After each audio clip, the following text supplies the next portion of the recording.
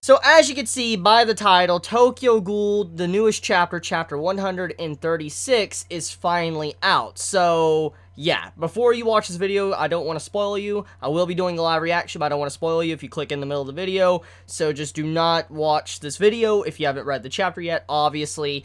But the chapter is out. It's not out on MS, FYI. It's actually on JB this time because they get the chapter early for some reason. But anyways, though, let's begin. I see the first page here. I see we're focusing on Toka and Hinami, so I'm pretty fucking excited. I've waited all week to finally have this chapter, and we're finally having it, so let's begin. Okay, so that dude's getting eaten by... oh, Ko. Okay, so yeah, Ko is eating this dude's head. The children, Hinami, Toka. Okay, this is just sad. There's only women and children here. It's boring without any competition. Bring out your men, your men. A destructive force far beyond anyone's imagination. The threat of the Ogai. So... this man's Kagane is definitely like Kanaki's. It actually reminds me a lot of Eto's when you see the face. Like, okay, look at this real quick. I'm just looking at the panels. But look at the first panel, top left panel, actually, of the first page. You will see the Kagane tentacle. You see the mouth at the end of it. So, what's going on in this first page to the right, like on the first panel on the right side of the page, you see this dude's head getting grabbed, and it looks like maybe the Kagane is going around the dude's head like a snake or something wrapping around it, but that doesn't necessarily seem to be the case, because if you look at the next panel, there's a mouth. So it seems like Ko turned his Kagane into like a mouth and then bit the dude's head. That's fucked up. So that means the man is, you know, eating other ghouls, so he's increasing his RC cells, which would explain why, you know, the Ogai have, you know, cockroaches. But at the same time, though, I just want to point out the design of the Kagane reminds me a lot of after the events with Kaneki, after he ate Eto's lower half because of, you know, the mouths. Now, obviously, we gotta remember that the Kagane shapes were formed thanks to imagination, so since this dude did study, you know, Kaneki quite a bit, it makes sense that his Kagane would be very similar, maybe even look like Eto's, or after Eto was eaten by Kaneki, it would make sense. Anyways, let me continue on. I want to read this chapter. Okay, I'm sorry. Chapter name is Those in High Spirits. Okay, let's see how that is. We got a color page. Okay, thank you very much, JB, for translating this chapter. I do appreciate it. Holy shit, that's a big-ass fucking Kagane. Dude, the girth of that shit. Oh my god. Looks all veiny, too. You see the veins. Okay, I know. That's an innuendo. I'm sorry. But, I mean, holy shit. The Kagane is fucking massive. It clearly shows that this man has been eating a lot of ghouls for his Kagane to look like that. He definitely has a massive amount of quantity and quality RC cells. Okay, so he's ripping the walls up. He's doing zigzags on the wall to get over to Toka and Hinami. Damn, he has a long-ass reach. He really has a long-ass reach, and it's fast, too. Holy shit. Okay, next page. Hinami blocks. Oh, shit. Okay. I mean, Hinami's Kagane is kind of strong. I mean, remember, she is a Chimera, and we only know of 2 Chimeras? Actually, no, 3 technically, since Ryo is technically a man with 4 types of Kagane, so I guess you can kind of say he's a Chimera, too, but upgraded version. But we only know of 3 types of, you know, I guess, ghouls that have, you know, like a Chimera Kagane, or more than one, and that would be Hinami, Nutcracker, and Shiko, so it makes sense why, you know, Hinami would be able to hold back something like that. But holy shit. Hinami, man, she's become a little fucking savage. So strong, I can't... oh, shit, no, wait, never mind, she can't hold it off. Well, fuck, she just... I really hope Hinami does not. Ayato would not like that. Ayato, where you at, boy? You need to get the fuck back here and save your waifu. Even Hinami couldn't block them with her Kagane. So Toka's fighting now, which she is in no state to really fight, if you think about it. I mean, yes, Toka's showcased that she is definitely strong, but she is in no shape to really fight right now. I mean...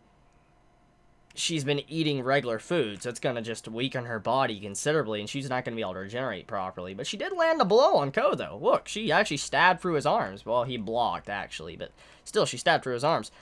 Hinami. I'm okay. Okay, so she's fine. You're okay just for now. I pinpointed your Kagane. Next time, you'll be dead. Wait. Footsteps. Kurishima.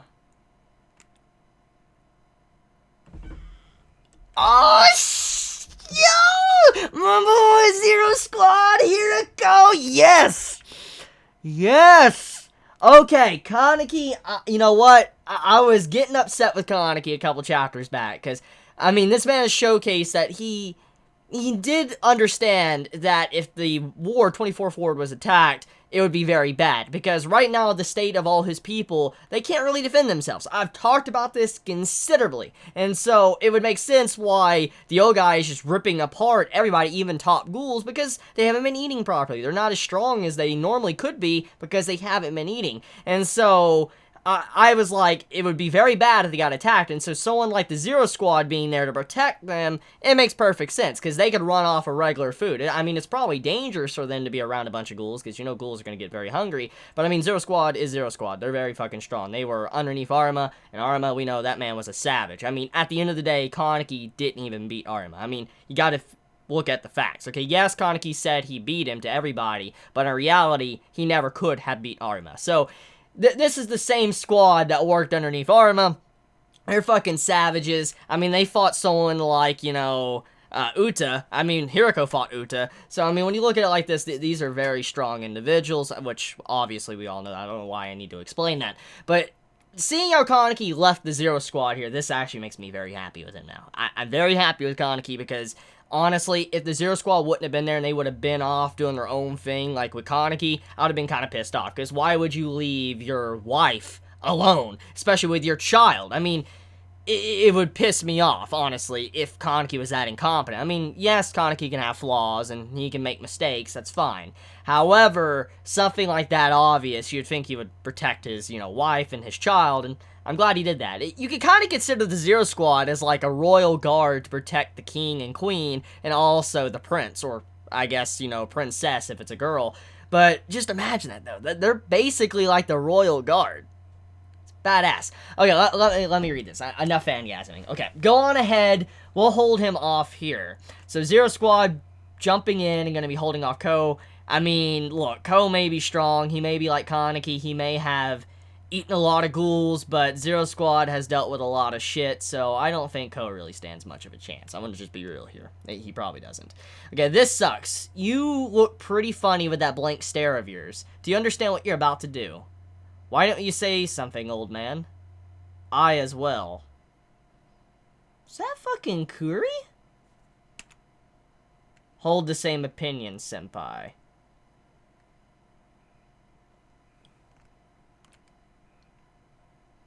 Is he getting slashed? That looks like a fucking Kagane slash coming in at, Hirako. Is Kuri a half ghoul now? I mean, he did seem very frantic and crazy a couple chapters ago. You remember his face, and we know he was tempted over into the dark side, basically, because of Furuta. It's like, I'll bring back, you know, the one you want. So, he might have. He might be a half ghoul, because that image right there, I don't know if that's a weapon slice, or if that's a Kagane coming in real quick, and Hiroko's looking at it and about to dodge it. Regardless, though, Kuri definitely mixes this up quite a bit, considerably. I mean, I don't think Ogai really stands much of a chance, or even someone like Mutsuki probably would stand a chance against Zero Squad. I want to be real here. However, Kuri's a wild card, because, I mean, he's underwent a lot of things. We know he's changed a lot. I mean, his reaction and how he was this person that's very stern and level-headed is now like a psychopath. What we saw, he was supporting Furuta. So, I mean, him becoming a half-ghoul, possibility, and if he is, and he has his Quinke, which obviously he does, especially the black suitcase, which that still needs to be revealed, doesn't it? I don't think Kuri's black case, Quinke, you know, has ever been revealed. I could be wrong there. It's been showcased a couple times in panels, like Ishida's emphasized it, but I don't think we know his weapon. I could be wrong about that. Don't quote me on that. But, basically, Kuri can definitely shift this fight. Oh, yes. But Zero Squad are used to unfavorable odds, so, I mean, it'll be a close one. It's definitely even now that Kuri's there. I mean, I don't think Kuri can fight someone like Arima, or probably even Hiriko, but with Ogai being there, and Ko having the possibility of a Kakuja transformation, it's very likely that it's not good for them. They're gonna struggle quite a bit, considerably. Anyways, okay, let me go next page. Hold the same opinion, Slash comes in, okay, next page. Oh, okay, so we're shifting over to Roma and fucking Kuroiwa's fighting all that. Okay. Kuroiwa... Is he still fighting with that blunts? Oh my... This man is a savage. You know what? I want to talk about something real quick. Last week, in the comments, or 2 weeks ago. Last week? 2 weeks ago? Regardless, okay? But basically, last time I did a chapter, okay? A chapter live reaction or whatever on TG, there was someone that posted a very funny comment about Kuroiwa, and it made me chuckle. I don't know who said it. I'm sorry, but you can go in the comment section and probably find it for yourself. But basically, there was this dude in the comment section on my last video and stated, like, Kuroiwa is playing Dark Souls right now. This man's going full-on Dark Souls. He's pulling out a fucking sword like a claymore and going up against the in-game boss or something. And thinking about it like that, it's very true. Kuroiwa, he is basically in Dark Souls mode. This man is, like, fighting gods compared to him. I mean, he doesn't have a Quinke. He's using a fucking regular claymore. We know they can't pierce Ghoul's skin. He can't do much. I mean, we've already seen that this man can beat the shit out of you like it's a club, but still, it's still not a weapon you can normally fight with. It's like trying to fight a boss in Dark Souls with your fist, or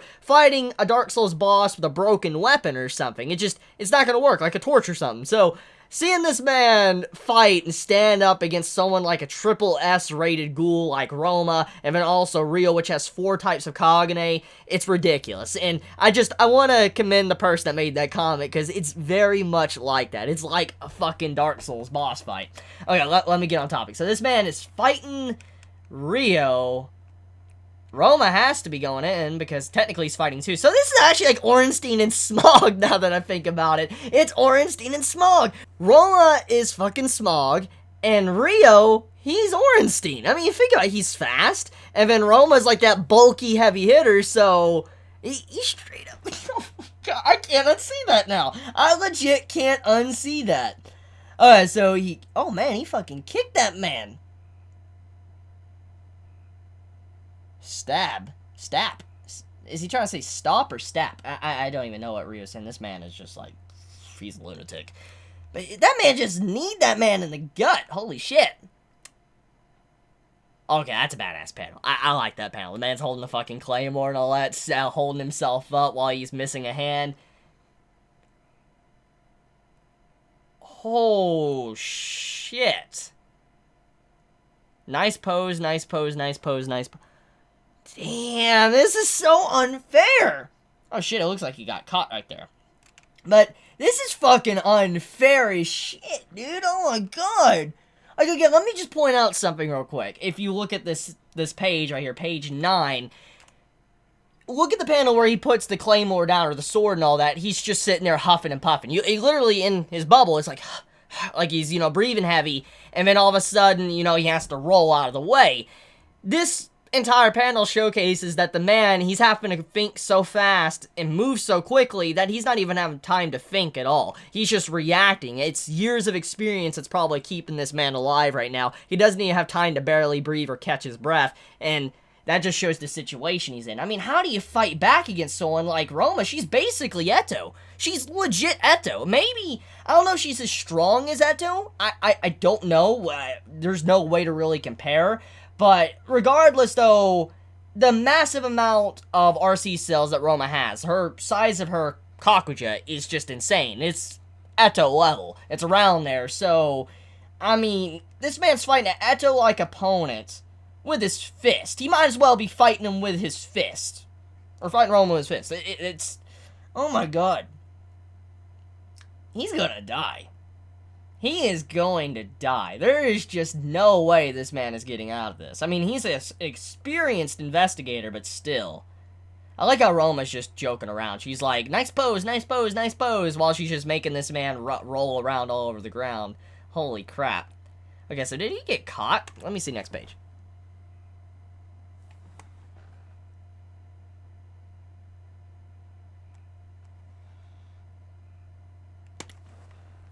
I'm trying to understand the panel here. Okay, so he's rolling around.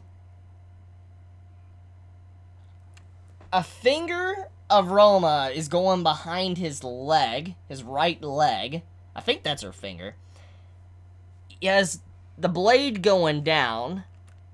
And then in the next panel, he has shifted to hold it. And then he's been launched back. Holy shit, he hit that wall hard. So, but what I understand here from this panel is that Roma came in, had the finger brought behind him. He flipped around, like he used the sword to hold Roma from completely grabbing him. Flipped around and held her fist back. He, like, kind of stopped the force a little bit. I mean, it's still heavy force, but he stopped some of the force with her punch by putting the sword in front. Oh, shit, it even broke the sword. I didn't even realize that. You actually can see the tip of the sword flying off. Okay, this is my dodgy punch. Oh, my God. I cannot believe someone like Kuroiwa is getting beat up by Roma. Like, oh, my fucking... This is my dodgy punch. Do it. Shiko-chan, go get them. Roger. Ooh, that went into his fucking arm. Well, at the very least, that was his, you know... his missing hand arm. I mean, that's better than, you know, the one he actually can use to defend himself with. So, in reality, I guess that's an okay blow to have. I mean, it's not like he was using that arm to begin with. But, holy shit, right in the fucking elbow. Oh, God, that's right in the elbow. Oh. And then he dodges with his head as it comes at him to strike his head. Okay, so he dodges. So he still doesn't have a fatal blow. He might have a few broken ribs, though, after hitting that wall. Oh, we're getting to it right now. Okay. What is he doing? That geezer, the man's going full Dark Souls, right? That's what he's doing. He's going full-on Dark Souls mode. He's like fighting the Lord of Cinder right now. Okay, leave me. Oh, he actually managed to get words out. That's actually fucking sad. I just realized, leave me. He's being forced to watch some...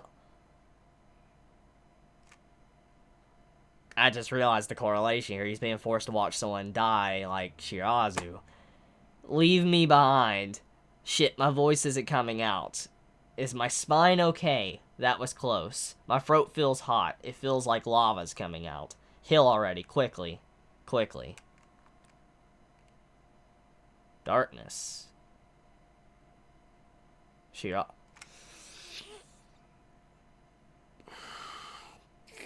This is gonna be a fill chapter, ain't it? It's gonna be a fill chapter. Oh, fuck. Don't go... Oh, no! I see that panel. Fuck. I see... Urei, is that enough firepower for you? Oh, my... Stop. Oh, my God. Dude, when you think about it, Urei's been through so much shit. Like, as I've said many times, I used to hate this man so much. But when Shirazu died, you got to see how much this man really changed. And when he gave up his promotion, he's like, you can have it, trying to just keep him happy and all that, and just trying to be there for him in those final moments. That was, oh my God, that was a sad moment. Whew. So this man's thinking about his failure to save Shirazu then. That's what I'm assuming here. That face, though. He's just crying. He's like, stop it. And he can't... Jesus. Whew! Okay. If only... Kaneki, what the hell happened to Sasan? A rebellious phase? Are you okay, Higimaru? Ask before you provide backup. Yeah.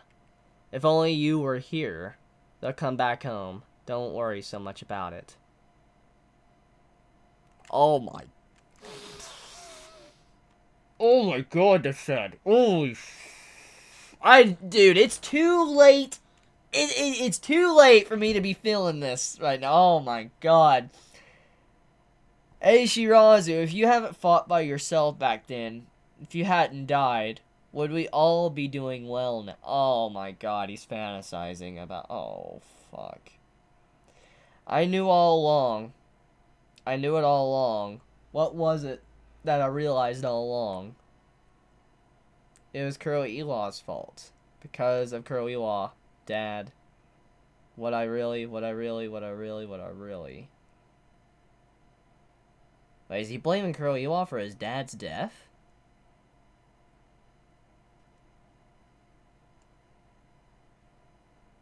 What? Is he trying to lie to himself?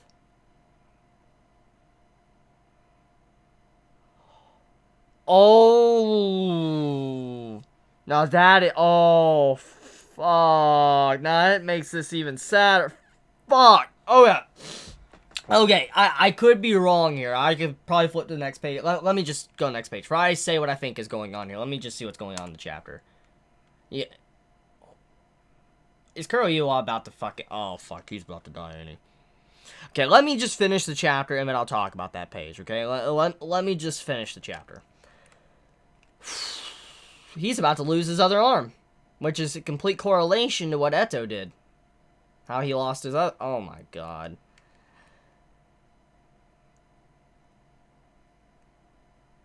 He's in pain and screaming. Oh, shit. Urai's getting up.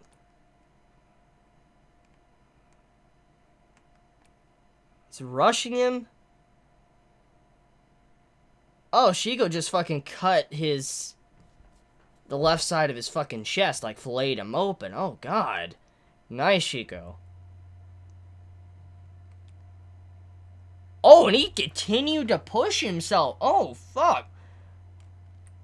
Grabbing his Kagane. Lot of just sound effects. What was I most furious about?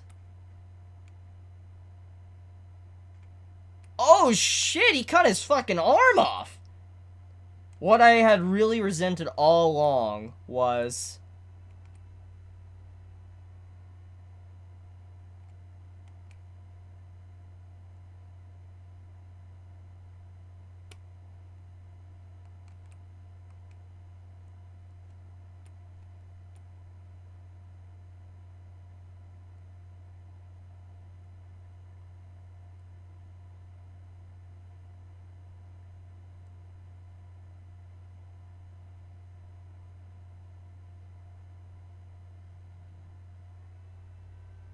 Okay.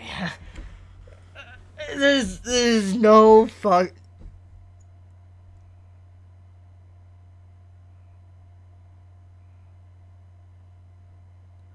There is no fucking way.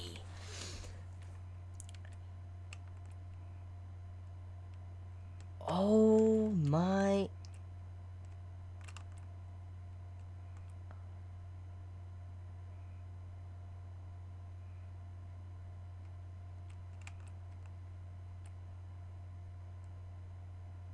So fucking...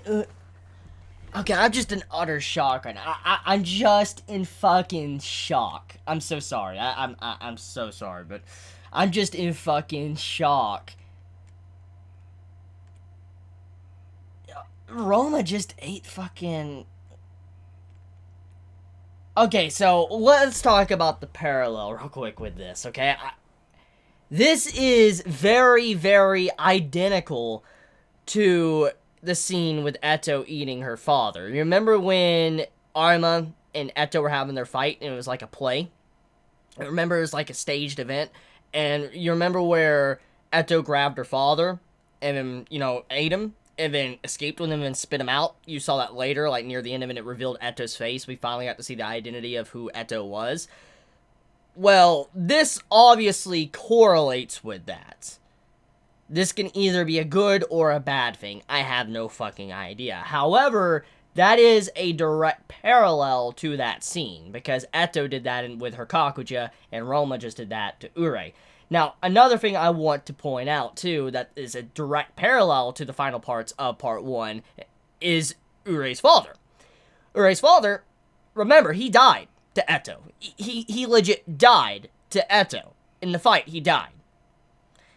Think about what this fight is. What this fight parallels.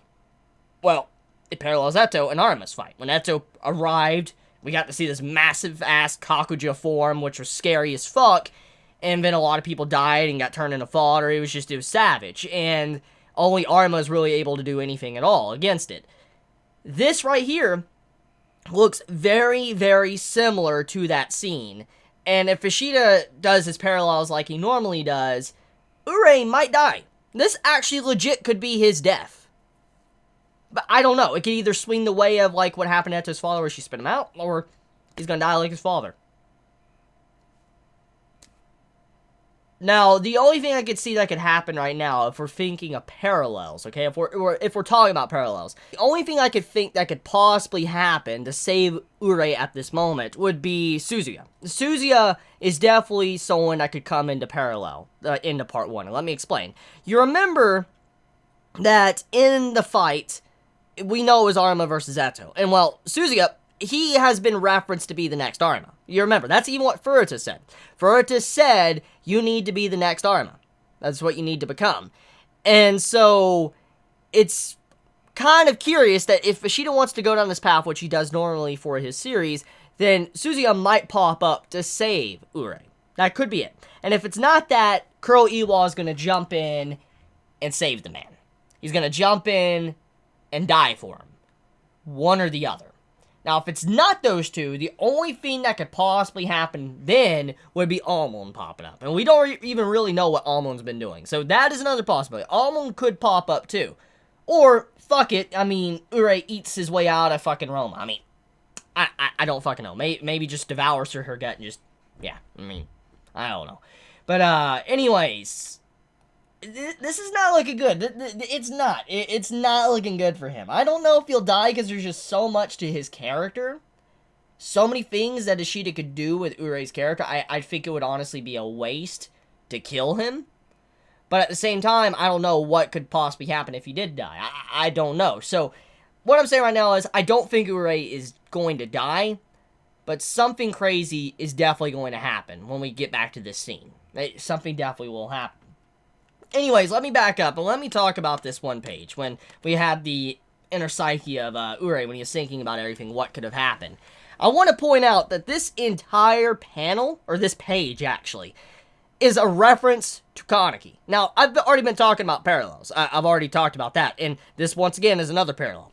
Remember what the QS children, they've always been referenced to be very similar to Kaneki. In a lot of ways, they're very similar, like personality. It's like they're Kaneki split amongst multiple people. That's exactly how the QS could be viewed, the original. And Urei has always been that person, a part of the QS that's always seeked power. He's always been that one that suffers alone. He's always taking everything upon himself and being miserable by himself. He's very similar to Kaneki. He takes all the pain on his shoulders and he doesn't tell anyone, and he can't protect himself, and so that means he can't protect others. He doesn't even know how to protect his own self first. And so because of that, we're seeing Urei go through similar hardships that Kaneki had to go through. However, in this scene, this entire panel, when he's dreaming, like he's dreaming, you can see how he's like in a dreamlike state and he's thinking, and then you see the panel where his father starts to warp and shit and he starts thinking about Kuroiwa being responsible. This reminds me of Kaneki and what he did. Let me backtrack and talk about that. Remember, one of the big aspects of part 2 of Tokyo Ghoul Re, it was about Kaneki moving on from his past and accepting everything. He accepted all flaws, everything that happened in his life, he accepted it, and he finally moved on and restructured and recreated himself. And that was a big moment for his character. It was a massive moment because he finally stopped dreaming, and he finally just accepted everything. And he faced reality. And remember, Kaneki, from what we knew at that moment, is that he was always lying to himself. Every flashback, everything we got of Kaneki was not true. Like, for instance, when it came to his mother, the entire situation, it could have been similar of what happened to his past, but we don't know the exact details, because Kaneki was always lying to himself. He was messing with his own memories. We cannot believe Kaneki's memories of what we saw in the past. And we still have yet to see what really happened. We don't know. And what you see going on here is Urei is doing the exact same thing Kaneki did, except at a later stage in his life. He's been through so much tragedy, he's seen so much shit now, he just wants to lie to himself. He wants to dream, and that's what's going on here. He is entering a dreamlike state, similar to how Kaneki did. For instance, Kaneki was always lying to himself. I'm not talking about dreaming and becoming, Sasaki. I'm talking about before Tokyo Ghoul even began, Kaneki was already dreaming. And that's what Urei's doing right now. He's dreaming and thinking like nothing is his fault or whatever happened, it's a little bit different. He's just messing with his own mind, and he's believing these fake memories are actually real, and that's what's happening here. He's just going crazy, and he's lying to himself. That's exactly what this is. And this is very sad, because this shows that the man, he just can't deal with it anymore. He doesn't know how to feel anymore. He doesn't know how to react, and he's at that point of, like, he's been pushed too far. He's always dealt with so much shit, and now it's breaking him as a person. So he's going through what Kaneki did. He's going through that exact same thing. Now he is lying to himself. That's what I get from this. Now, I could be wrong, but that's what I get. So, oh, it's sad. It's really sad. He's, like, entering a dreamlike state. He's now lying to himself instead of actually facing reality. It's, wow. So, chapter overall, it was a very good chapter. Oh, yes, it was a fantastic chapter. Roma just casually eats him like it's fucking nothing. I mean, oh my god, like, I don't know. I don't know. So, I'm gonna leave it there. You all have a wonderful day or night wherever you live. Please be safe. Chibi out.